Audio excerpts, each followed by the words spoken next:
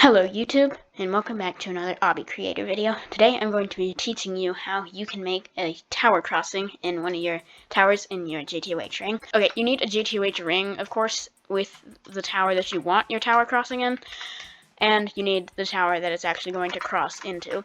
I assume you know what a tower crossing is if you clicked on this video, but just in case you don't, it's basically where one tower crosses over to another tower and you do a section of that tower. Let me show you what I mean. So this tower of mostly outside sections, right here, you actually cross over to this tower over here, and then you do a quick section of it, and then return back to the other tower. Now, what they normally are, okay, the tower crossings in this tower, they were built before the button update, so that's why basically you get speed before the tower crossings, which makes it so that in order to progress after that, you have to do this, if that makes any sense. But you don't have to worry about that anyway, because now that the buttons are out, you can do that. So we're going to be adding the tower crossing. I'll just reset so that my speed goes back to normal. So you might remember this tower from the last video, which was how to make a JTOH tower. So we're going to use it again for making a tower crossing, which before we had an 11 stud right here at the end, but now it's going to be a tower crossing. So first of all, I need to increase my part limit yet again. There we go. Purchase successful. So I don't actually need those right there. So there. Now I have 202 parts to work with. Okay, so what you're going to want to do first, of course, is decide what tower you're going to want to cross to. So I'm going to do this one, which is Tower of a Fractured Reality, this one. So now, of course, decide what part of that tower you're going to do. I'm going to do floor 5, 6, and 7 of this tower.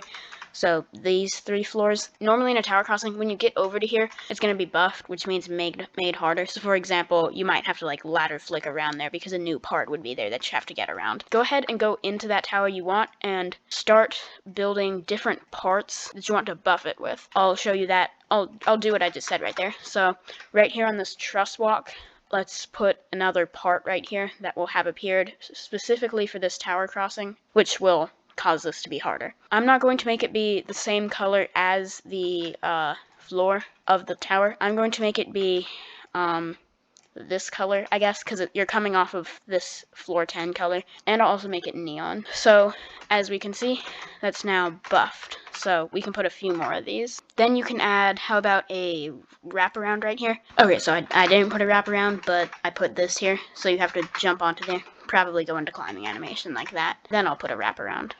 Okay, there we go. So what you do is you jump onto there and go like that. And of course, make sure you try to get it to match the difficulty of the tower containing your tower crossing. So for mine, it's high intense, so this should be high intense difficulty. Okay, so I'm gonna go ahead and like buff everything in here, and then I will show you what to do next after I finish doing that.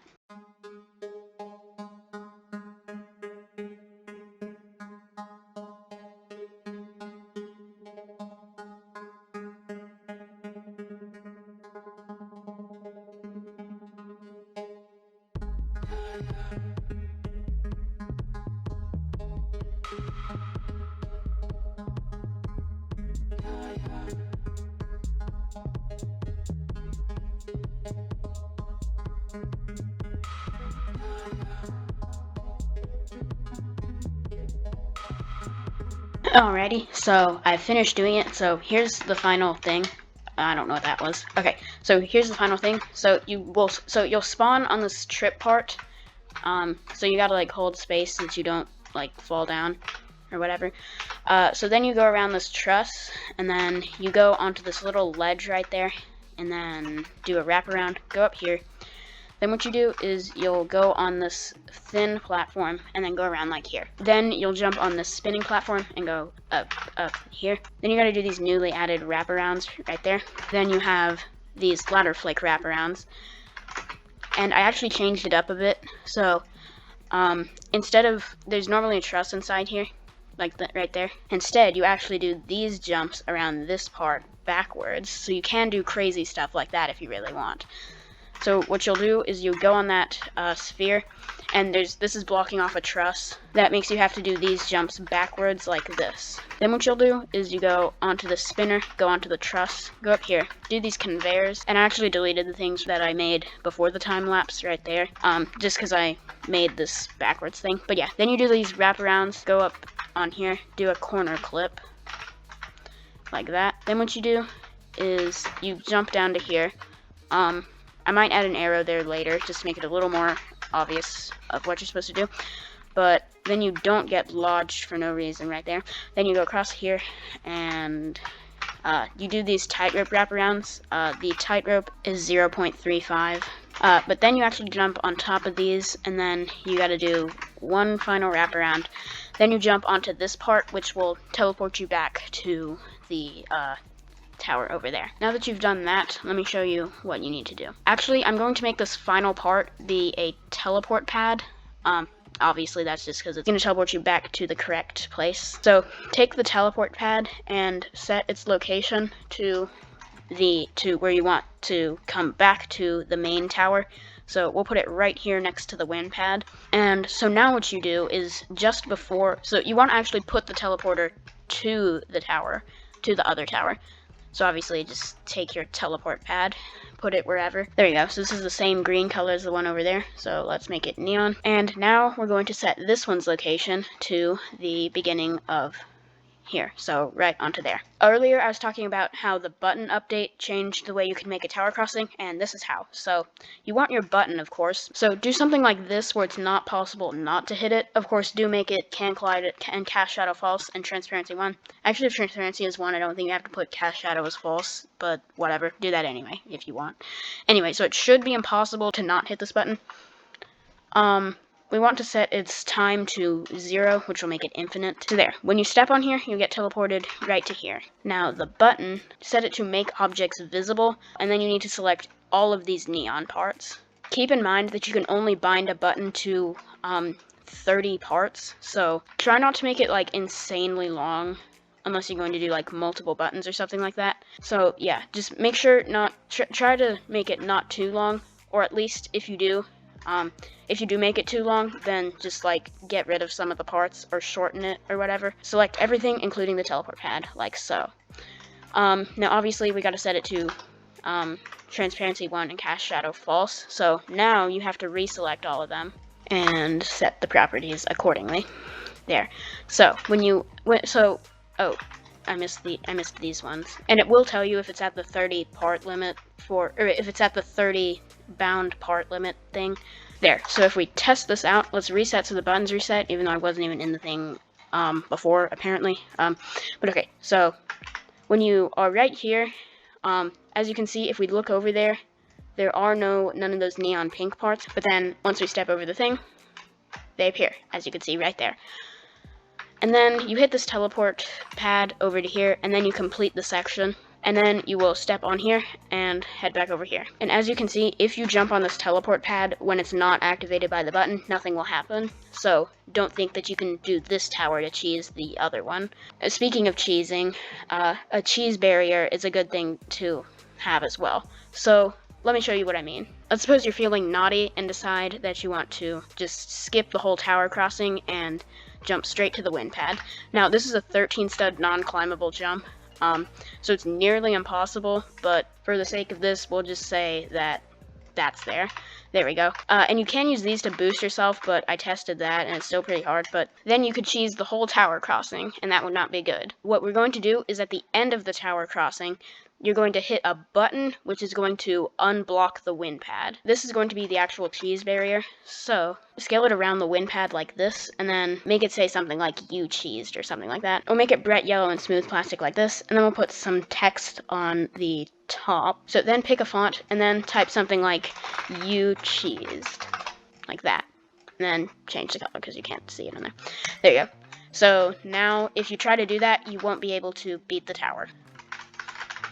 Oh, apparently you can. Okay. Yeah, do make sure it is large enough around it, because as you just saw right there, I managed to somehow hit it, so just scale it out more like this. There we go. That means that unless you do it legit, the wind pad will be blocked off. So now I gotta actually bind that to a thing. So let's head over here to the end of the tower crossing, and then we're going to put a button on the teleporter. Just so I can see it for just a second, I'm going to set the transparency to 0.5. So make sure that this button will get pressed as well as the other one, as you saw earlier. So just put it right around the final thing of that. We'll keep it visible for just a second. Then set its objects to this, and make sure it's make objects invisible. Make sure to set that correct.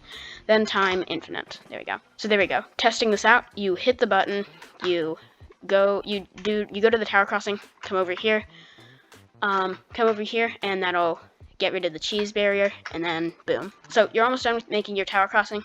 The next thing you need to do is decide a punishment for if the player falls. So let's suppose you're doing the tower crossing and then you fall. Oh no. This kind of depends on the difficulty, how punishing it is. If it were an easy tower, it might just teleport you right back to just before the tower crossing. Or if it were a super hard tower, it would just insta-kill you and then you'd lose all your progress or something really evil like that. Or for this difficulty, it's going to be just lose some of your progress. It'll teleport you back over to here. So not too bad, but yeah. So what you want to do is add a teleport pad just underneath the lowest point. So let's grab our teleport pad, and just underneath the starting platform, place it right there. If you remember what I said in the last video, I said if you scale it on the y-axis down to 0.05, then it won't cost $1 zillion when you scale it all the way across here, like this. So scale it all the way across like this. And unfortunately, I don't think there's a way that you can make this stay visible even after it's activated. What I suggest doing is that you make it like a color that won't look bad as the thing beneath you. So like, hold on, let me go ahead and bind this right there. And when you hit this button, it looks like that. It doesn't look too bad, but I mean, it's really the best you can do because there's no way to keep this invisible, I don't think. There might be some way, but as far as I know, there is no way. If you know, feel free to leave a comment, I guess. You can make it a different texture if you want. I'll just make it smooth plastic like this. And I'll put it down a little bit too. There we go. So when you're playing this tower normally, it should be completely normal. You won't randomly get teleported or anything. But yeah, make sure you do actually set the teleporter. I realized I forgot to do that. That should be almost everything. The last thing you need is making the music change. Okay, so you hit the button. Those things over there appear. You teleport over here.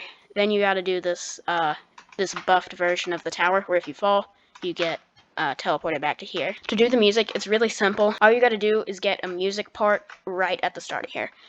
So, as we see, the floor 5 through 6 music, or floor 5 through 8 music, is this song ID. Okay, so what I can either do is clone this music part and then scale it over that, or I can copy and paste this, except I can't because when you click it, it disappears. Like when you click this text box, then it'll disappear, and so you can't copy it. So what you should do is just type it into the chat and then copy and paste it from there. Or like I said, just clone the part and scale it the way you want it. And this won't, you don't even have to bind this to the button either, because it won't have any effect on the main tower, because you're already going to have that music once you reach floor number 5. There. So when you get in here, you should get this song, or you should get that song ID. And now we got to make sure it gives you the correct music back when you fall down. Okay, so if you want to create it from scratch, here's what you want to do. So this is the song ID for the floor 5 through 8 of the main tower. So I recommend putting it into the chat and then just copying and pasting it onto the next music part. So make sure you add a new music part here, and now I'm just copying and pasting it. And same thing, it won't have any effect on this tower when you hit that music part, because this song will already be playing. Like if you didn't know, nothing will happen. A music part won't do anything to the sound you're hearing if the song ID that it's being told to play is the one that you are already hearing, if that makes any sense. I have the sound off, so I'm not going to test the music at the moment, but I'll test that later, and I'm pretty sure it works, but I mean, I don't see why it wouldn't, but whatever. So in the event that you decide to cheese this, you can't, because I put the cheese barrier there. That means you have to do this normally. You hit this button, which will make the buff part things appear. So then you'll get teleported over here, your music will change, and in the event that you fall, and at any point during this tower crossing, you'll get teleported back to here. Okay, but what you actually need to do is you go around that like that, and then wait for this moving part to get here, and then jump on it, and then wait for it to go back the other direction. Then do a wrap like that, jump up here, then jump on this tiny part. Then you'll jump up on the spinner, and then you gotta do these wraparounds. Then you do these ladder flick wraparounds like that. I just lowered this down so that you can't shortcut from there to there.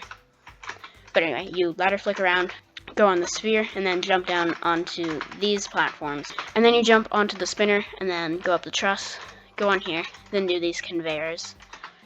Now you got more wraparounds. Then go like this, do a corner clip. Then you're going to jump down onto that timed part.